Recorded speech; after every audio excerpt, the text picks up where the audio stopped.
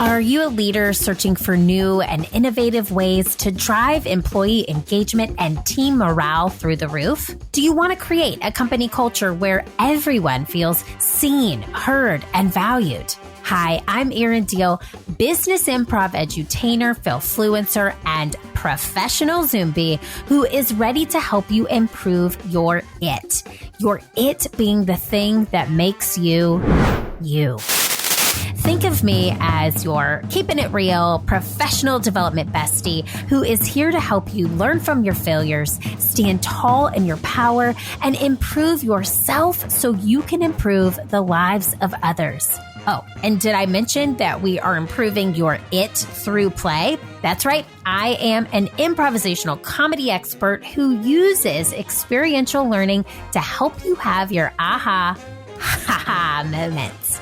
Those are the moments when the light bulb goes off and you're laughing at the same time.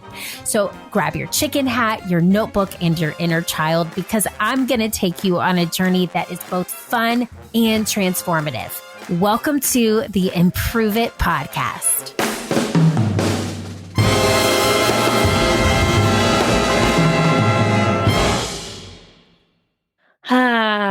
The holidays, year end at work, holiday parties, virtual parties, in-person parties, presents for family, presents for your team, presents for clients, presents for vendors, white elephant exchanges, holiday cards, put up those decorations. We've got family drama. We've got family dynamics. Do you want to press pause on this episode right now? Does anybody else want to slip themselves swiftly into a spa and come out of that spa January 2nd, 2023? If so, my friends, you are not alone. This was literally a brain dump. This was the inner workings of my brain. And if you are like me, you're sitting here thinking about all of your to-dos. And really what we should be thinking about is what we want to do, not our to-dos. Put a want in front of those to-dos. So today's episode is for you, the Improve It peep who feels like they have to be and do all. Because you are people and you care about your people, let me just tell you, our plate feels full. We have so many things on this plate, from the appetizer to the main dish to that beautiful carbohydrate staring you right in the face saying, eat me, eat me. It feels like a lot. We are stuffing ourselves to the brim with things. My friends, today's episode is for you because I feel the same way, and I have developed some tips and some tricks to help me this season. Now, I want to start off with this. Why does this magical season in the world and time sometimes feel so miserable? And if you were like me and you've asked yourself that question, I want us to dive into these strategies because life doesn't have to be this way. Work doesn't have to be this way. Y'all know I keep it 100 on this show, so I'm going to keep it 100 for you. I am going through not only this holiday season, but a very specific season of my own life. I am on a healing journey of self-awareness and self-acceptance. And I really, truly don't need to add any more things or to-dos on my plate that don't align with my personal mission and values. And you know, I'm a recovering perfectionist and people pleaser turned 𝗶𝗺𝗀𝘀𝘀. So today's tips are going to help you prevent burnout and help you increase your own productivity this holiday season. And I've got 5, and get ready, team, because I'm coming in hot today with these 5 strategies. So without further ado, let's get right to it. Get a pen and paper. If today is a show that grabbed you just by the title, it means that you are meant to be here. It means that this episode is going to carry into your life. It's going to spill into your life because truly these tips come straight from my heart, from this mouth to your ears. And I hope that you take at least one of these with you and implement them. So number one, people pleasing is in the past. You can shorten this for PP equals past. We're not talking about a toilet reference. We're talking about PP, people pleasing. Friends, I am truly a work in progress on this one. I am working on this in my own life.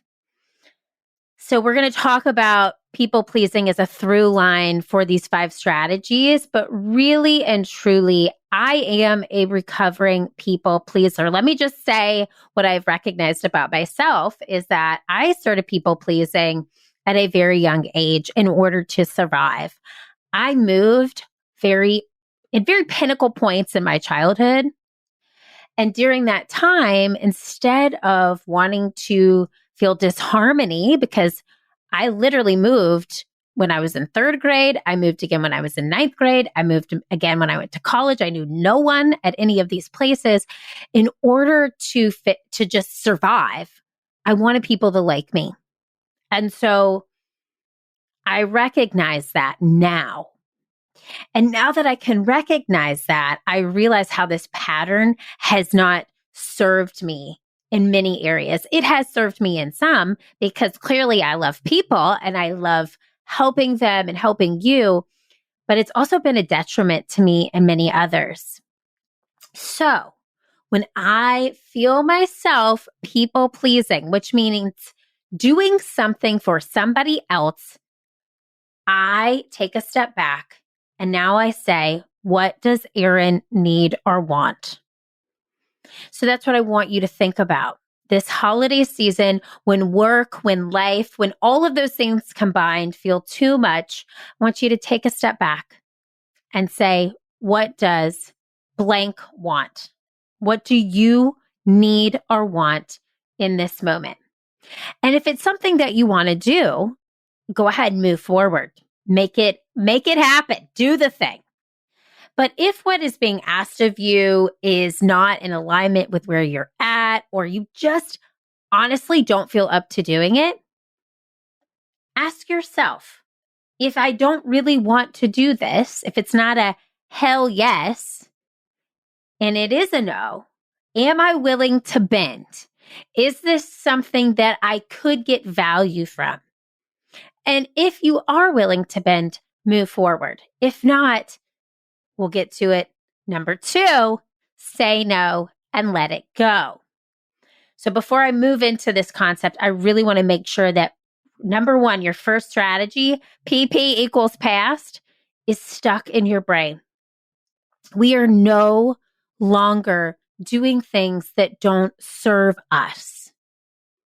When you think about that plate, I'm going to get real metaphorical here, y'all. Just bear with me because this is improv at its finest. When you're thinking about everything on that plate and you're like, listen, I can't eat gluten, but grandma's poured gluten all over your plate. And you're like, if I eat this, I'm going to have the worst stomach ache.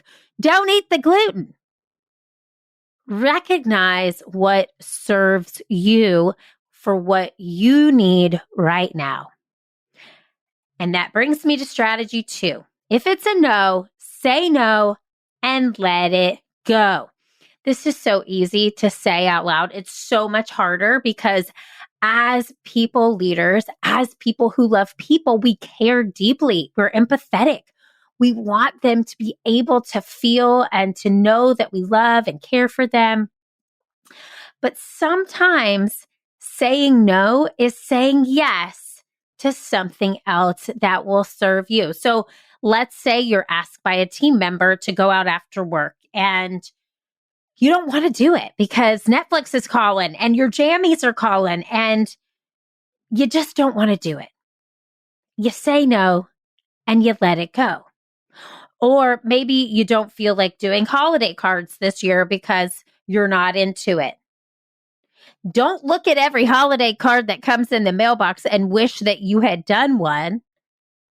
Be grateful that you have friends that send them to you, and allow yourself to be grateful to yourself for giving yourself time and space and energy to give to yourself and not to those cards. Or maybe you've said a yes, but you're wishing you said no. So for example, let's say you were asked to volunteer at your kid's school and you really didn't want to do it, but they needed volunteers, but it means you got to leave work for a half day. And so you're at the event, grunting all the way, ha, ha, ha. Saying no, even after you've committed, is okay. No is a powerful word. And when we say no, we have to recognize that that no to someone else is a yes to ourselves and what is serving us. So this leads me to number 3, the third strategy. Love over fear. Love is greater than fear. I want you this holiday season to choose to see things differently.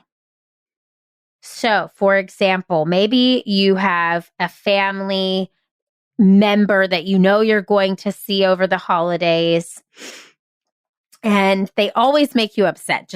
They have this way of saying something that will get under your skin and will drive you completely bonkers. Love over fear. And maybe that family member is coming and they're coming to see you in like 4 or 5 weeks. You're not even seeing them yet, but you're festering on it. And you're like, oh, Susan's coming.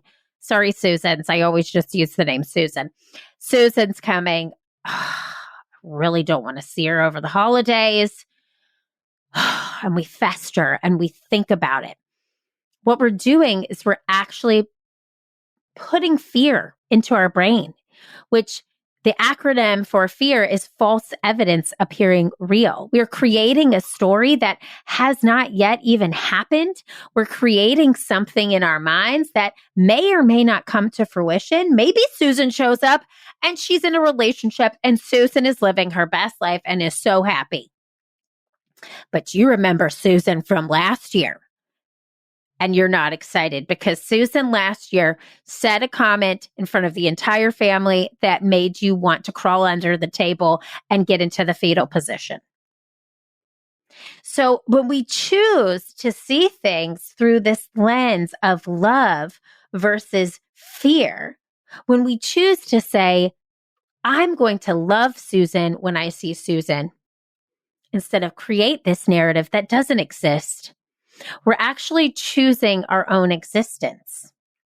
So when we see these things through this positive lens, it allows us to look at situations and people differently. It allows us to trust in ourselves, in our inner voice, and not the voice of our ego that is provoking and putting that fear into motion.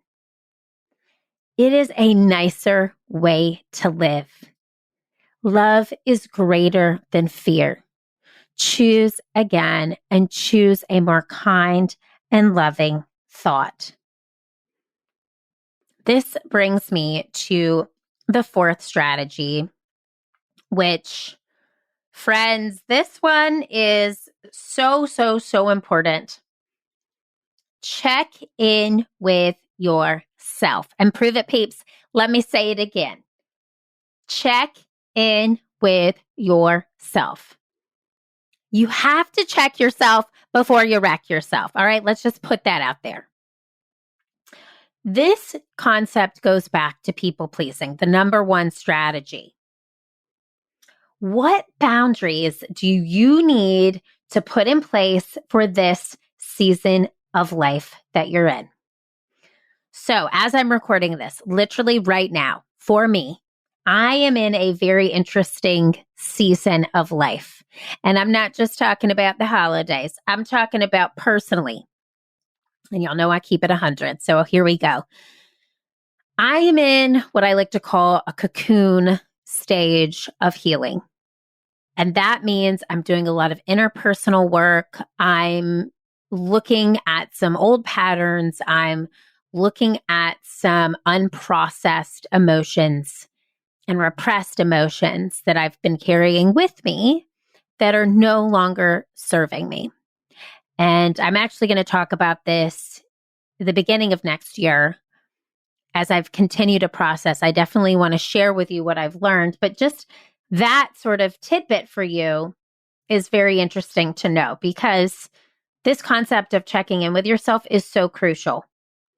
In this cocoon stage, I am emerging myself with podcasts, books, all the things that I need in order to move forward. And once I emerge a butterfly, okay, butterflies equal breakthroughs. If you didn't know that, butterflies equal breakthroughs. I want to give you an idea of what I mean, because I will emerge from this and I will share with you. But in the interim, I want to just give you some insight into what this means to me, and hopefully this can help you. So I have recognized that I try to be a lot of things. I try to be everything to everyone. I want to be the best mom. I want to be the best wife. I want to be the best boss. I want to be the best facilitator, the best speaker, the best podcast host, the best. And all it causes me is stress, because I'm just giving. And yes, I work out. Yes, I meditate and I give to myself. But the energy is mostly focused outward. Those moments, those two things I mentioned, exercise and meditation, that's 45 minutes of my day. The other 16 hours are dedicated to others. So checking in with myself means, again, asking myself, people-pleasing myself, what does Erin need? What does Erin want? And I'm checking in with myself on a daily basis, on an hourly basis. So at the end of the night, one of my horrible toxic traits is scrolling social media. Erin does not need that right now. She needs more podcasts that are about self-healing. She needs more funny, hilarious shows that take her mind away and allow her to relax. She needs more baths. What is the thing that Erin needs to do? And this doesn't just mean at the end of the day, this means always. So if I'm asked to do something that's outside of my scope, I ask myself first, what do I want? And it's not necessarily more about what do I want in those moments. It's more importantly about what do I need? So for example, a friend asks me to go out to dinner.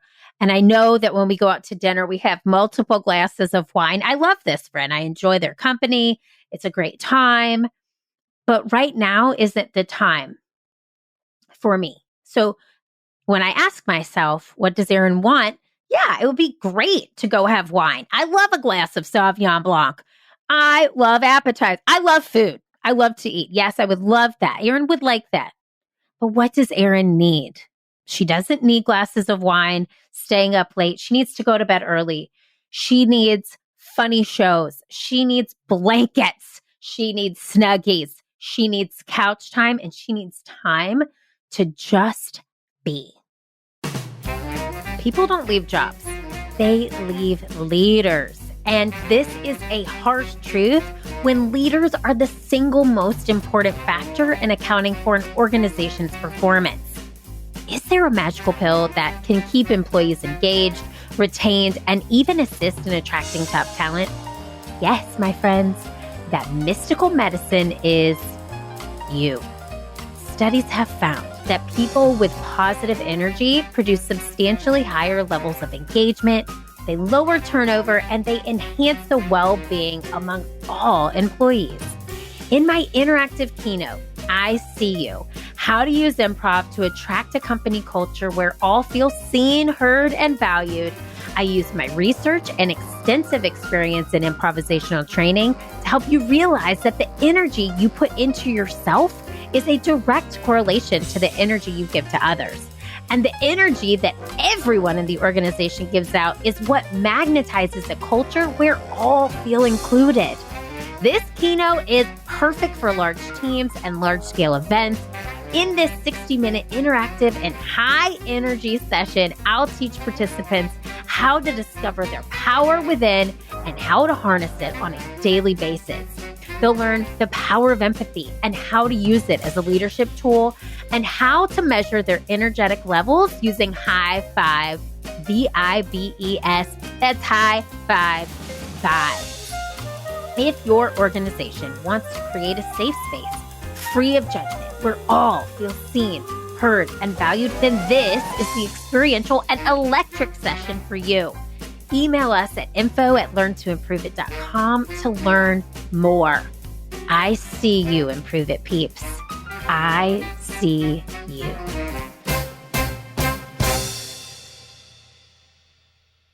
Another example is a work-related example. So I recently had a client who asked me to do something outside of the scope of my contract. Now, let me say this.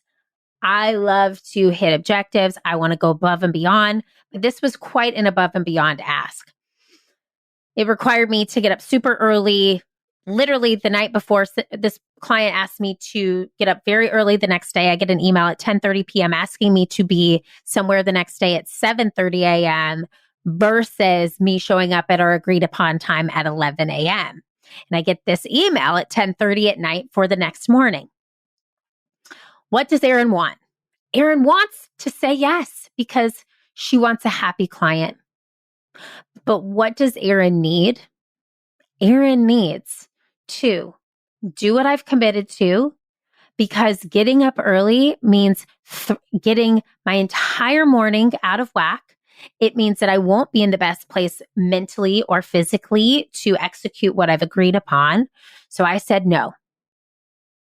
I said no and I let it go. And let me tell you, as a recovering people pleaser, this was so hard for me, but it ended up being the very best thing for me, because when I showed up to do the work that I agreed to do, I had worked out, I had meditated, I had eaten breakfast, I had gone early to see what was going on before I got there, and I was calm and present. If I were to have done what was asked of me, which was outside of the scope of what we agreed upon, I would have been tired. I would have been disheveled. I would have been annoyed that I was there, and I would have bled into what I was there to do. So checking in with myself has really allowed me to make decisions from this place of love, not fear. It's allowed me to give grace and compassion to myself. And if I cannot give this grace and compassion to me, you best believe I cannot give it to others. So what does checking in with yourself mean to you? I want you to think about an ask that has been made to you recently. Something that somebody has asked you to do. And I want you to think about, did you check in with yourself? Did you do what you wanted to do or what you needed to do in that situation? And the next time something comes up, either personally or work-related, I want you to do that. I want you to say, what do you want to do? But more importantly, what do you need to do? And that need is what is most important here. It's, what do I need to do in order to make sure that I'm aligned, that I'm not people pleasing, that I'm not just saying yes because this is what this person wants of me. And if I say no, how can I let it go? And make sure that I am really in that moment choosing love over fear. Finally, this leads me to my fifth and final strategy. Improve it, peeps. This one, it might, you don't have a favorite kid, but this might be my favorite. Let's just say that. I only have one child, so this is easy for me, but this is my favorite of all of them. And it's number 5. Boundaries are beautiful. Let me say that alliteration again. It's like an actor's warm-up. Unique New York. Boundaries are beautiful. This holiday season pulls us in many directions. That plate runneth over. We need another little bowl to catch us with all the things that people are throwing on that plate. You need like a side bowl to catch the mashed potatoes that are coming over the plate. This metaphor has gone too far. I am stopping it now. But let's just say we need boundaries. My son, I said I was going to stop. I'm going to keep going. My son has these toddler plates, right? And they have dividers in them. So, you put your peas here. He doesn't eat peas. You put your fruit here. You put your veggie here. You put your meat here. That's what I'm saying to you about boundaries. You need lines in the plate. You need lines in the sand.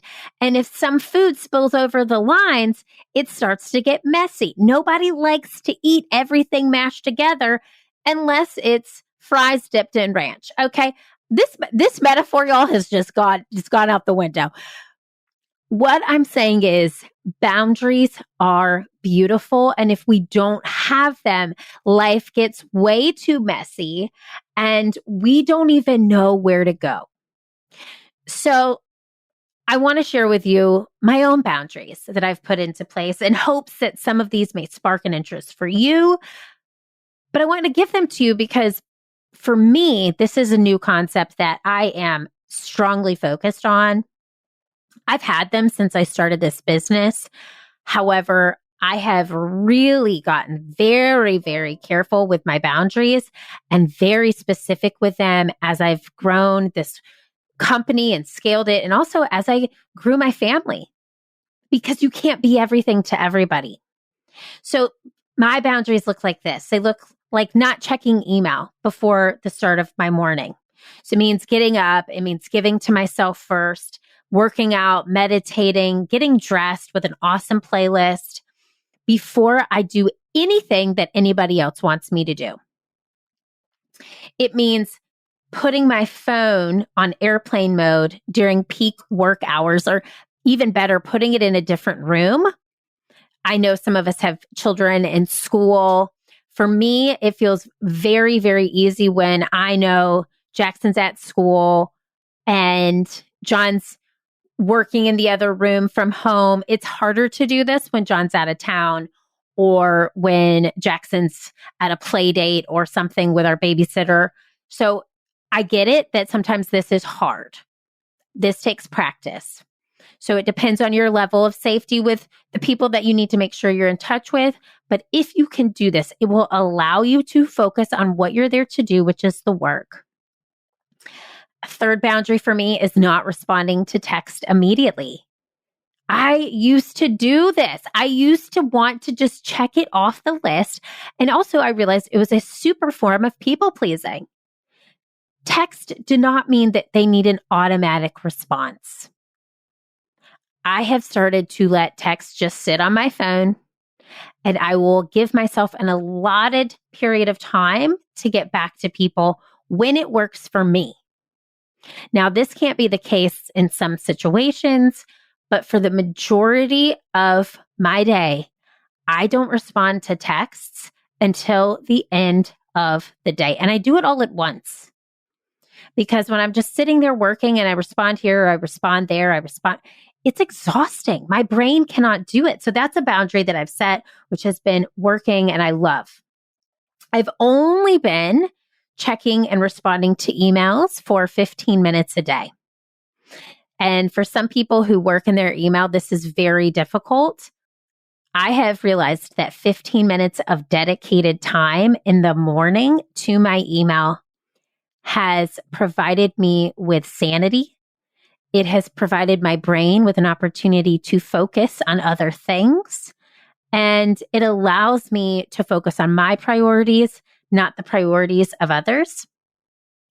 Another boundary is setting my phone in the bathroom. I used to just set it across the room and plug it in at this dresser across from my bed. That didn't work because then I would just have it and know it was there and somehow I would end up picking it up. So I had to put it in the bathroom at night when I go to bed. So I can't look at it. I can't scroll. I put it down at 10 p.m. because I do use my phone for quite a bit of things. But this boundary has been wonderful because I'm actually picking up books instead of my phone to go to bed at night, which is helping me say yes to better sleep habits. I've also set a boundary by not saying yes to things that I cannot commit to.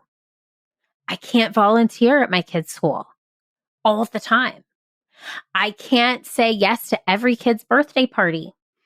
I cannot say yes to something that I don't know if I'm going to be able to do. So I've been starting to say maybe. I'll let you know. And that has worked for me in spades. I also started knowing that I can't spend a ton of time with certain people's energy. And this sounds harsh, but I'm just going to say it. This is a boundary, and it's a very strong boundary for me. There's certain people who we all go through certain stages in our lives who may have been at a different stage in life when we were really close. And perhaps the stage that they're in and the season that I'm in are not connected. And the energy that I want in my orbit has got to be uplifting. And I have to feel like I am receiving from it, not just giving. So for the people that I feel like it's a two-way street, I'm going to make so much space and time. For others who I feel like I do the heavy lifting, I'm going to spend time, but limit that time. And another boundary is I only allow myself to consume content that serves where I'm at in that season. So that might mean unfollowing certain people or brands that I don't necessarily need to see or want to see, who don't bring me joy. It may mean not watching certain shows that trigger certain emotions. It may mean not scrolling at all. So I want you to think about the boundaries that you have in your own life. And here's your homework. I want you to write them down. Okay? I want you to write them down. And if right now you're like, the list is blank, Erin, I get it. I started with 0 as well. But we need these dividers. We need these lines in our plate to make sure that we are getting the nourishment that we need. Look at that metaphor coming back, y'all. She brought it back. She brought it back. So think about this. You cannot be a people pleaser and be productive because you're just going to spend your day wondering, worrying, and doing for others. You cannot overcommit and say yes to everything and be productive. Busy does not mean that you are productive. You cannot be afraid and be productive. When we choose that love over fear, we are actually allowing more good things to come our way, which is productivity, my friends. And you cannot be unaware of your emotions and be productive. So if you don't check in with yourself, you're just going to keep going. And let me just say this from a side note. I did that. I did not check in with myself for a really, really long time. I disassociated. I'll talk more about this in future episodes. But I threw myself into work and achieving, and it really caught up with me. It'll serve you for a minute, but it cannot serve you a lifetime. And finally, my friends, you cannot not have boundaries and be productive. When all of those things start to spill over and mesh together, you don't know where to go, where to start. Friends, all of these strategies will serve you. I know that they are heavy. I know that there's 5 of them and it seems like a lot. So I want you to do this. I want you to pick one. And like I said, I don't have a favorite child, but if I could say one that would really serve you and help you start, it would be to decide what your boundaries are and then commit to them. Small, tiny actions will create big results. So just by setting that boundary and not spending time with that person who brings you down, that's one little checkbox next to helping you be a better person. And this will not only serve you this holiday season, my friends, this will serve you a lifetime. I wanted to give you these strategies now, today, because I know we're coming into this really busy time. But take them into heart, put them into motion, and let me know which one you decided to go with and how it's serving you. Friends, I do have one ask of you today, and this is not people pleasing. I'm actually checking in with myself. What does Erin want? She doesn't want to ask you this, but what does Erin need? She needs this. Please leave a review of this show on iTunes if it spoke to you today. I ask that of you because reviews allow people to see that we have this awesome Improve It Peeps family. And that's how we book awesome guests for you on this show. They can't see download numbers. They just see the reviews. And so when you leave that review, literally a team of humans do a happy dance. And if you screenshot it and send it to me and say it's yours, I'll send you a personal video just telling you thank you. I'm checking in with myself. Didn't want to, but I needed to say that because I deeply care about you. And I'm learning all of these things, and I know that I'm learning them for a reason. I'm here to teach you what I've learned, and I want to keep doing that. So be proud of yourself for tuning in for today. I hope that you put one of these motions into play immediately, and you know what I'm going to say. Keep failing, keep improving, because this world needs that very special it that only you can bring. I am so proud of you. Give yourself a hug. You should be so proud of yourself. I'll see you here next week. Hey friend, did you enjoy today's show? If so, head on over to iTunes to rate and subscribe so you never miss an episode. Now, did I mention that when you leave a 5-star review of the Improve It podcast, an actual team of humans does a happy dance? That's right. So leave a review for us on iTunes, screenshot it, and send me an email at info@learntoimproveit.com. I'll send you a personalized video back as a thank you. Thanks so much for listening. Improve It, peeps. I'll see you next Wednesday.